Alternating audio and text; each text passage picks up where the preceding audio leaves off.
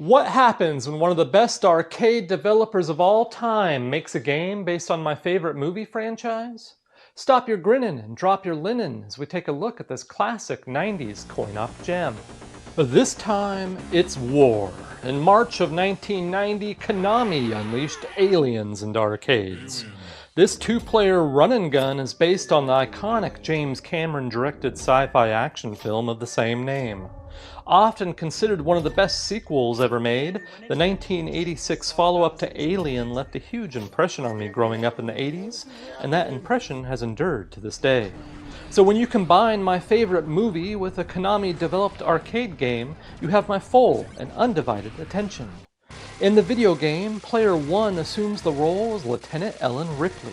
Although the sprite has the wrong color hair, which most certainly was a licensing issue, in the arcade flyer they even used a blonde model to portray the famously dark-haired Sigourney Weaver character of Ripley.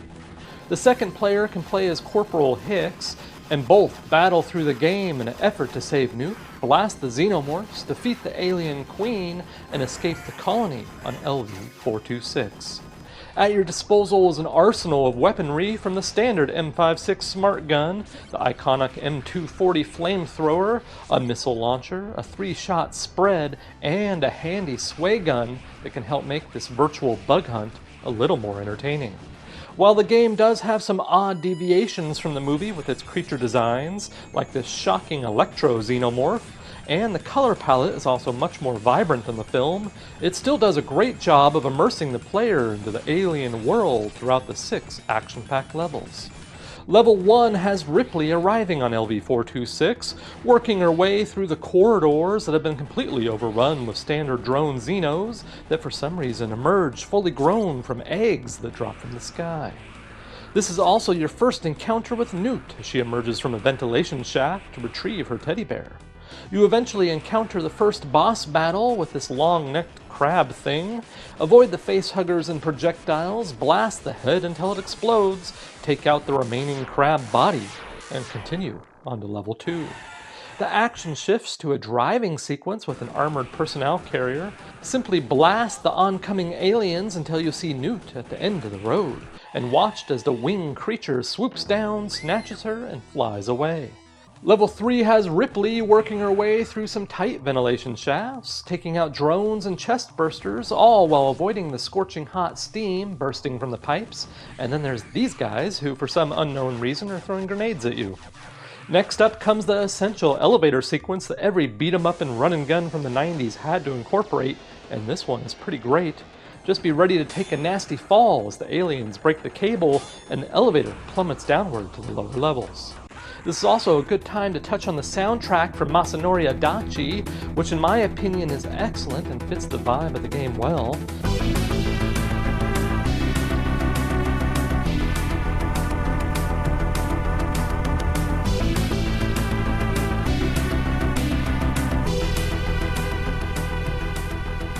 The title track 57 years later is perfect, and the rest of the OST is highlighted by a series of fast-paced industrial tracks that are worth a listen to on their own.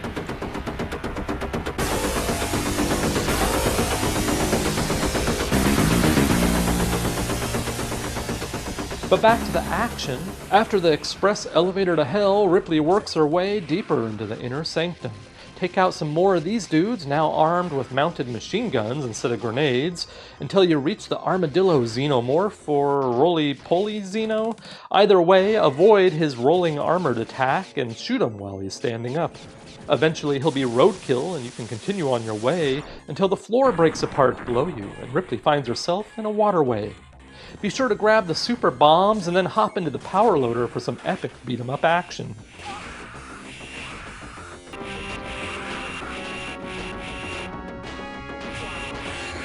After kicking alien booty in the power loader, my favorite and most disturbing sequence in the game is revealed. The still alive colonists, or perhaps Marines, are trapped, pinned to the wall, writhing in pain as the chest bursters break free, killing them. All the while you're blasting away the severed torsos of these mutant guys and working your way to the level 3 boss. I don't know what the heck this thing is, but I like it. Blast away this H.R. Geiger approved nightmare fuel and watch as it explodes into a fireball.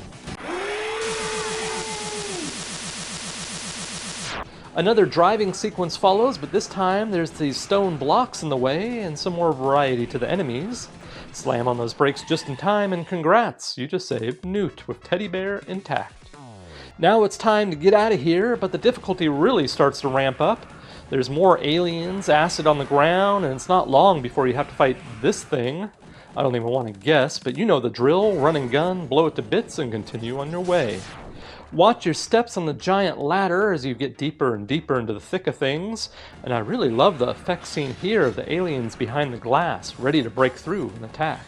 There's lots of little touches like that in the game, and while I don't think this is the greatest sprite work ever, I do like the details, and I think they show a level of care and polish that enhance the overall experience.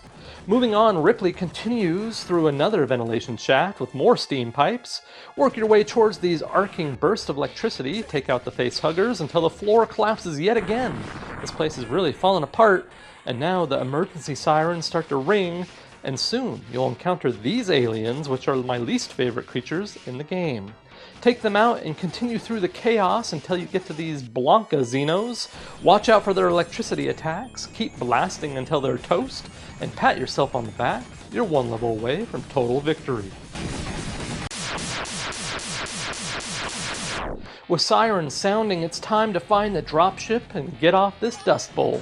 Avoid these critter-looking things with wings. Arm yourself with some upgraded firepower and get ready for an awesome encounter with the Queen Bee herself.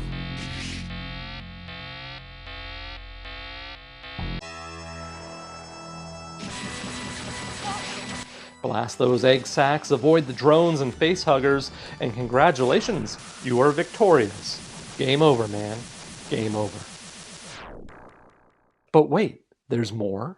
This colony is about to be space dust, so fight your way towards the UD-4L Cheyenne and battle this thing again for some strange reason.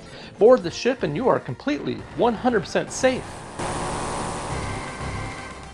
Except for the giant and very angry alien queen that snuck on board. Hop into the power loader, geek out as you say the line.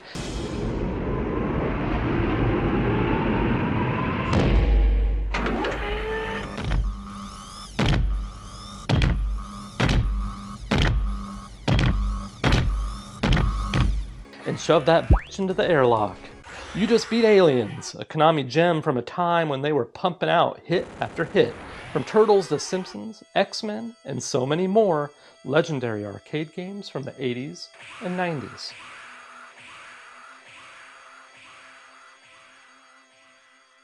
There's a long history of great games based on the popular movies of the time, from Star Wars, the vector game from Atari, to Terminator 2, the rail shooter from Midway, and of course, Konami's Aliens.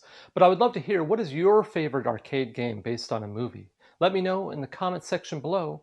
Thank you for watching, and I'll see you at the arcade.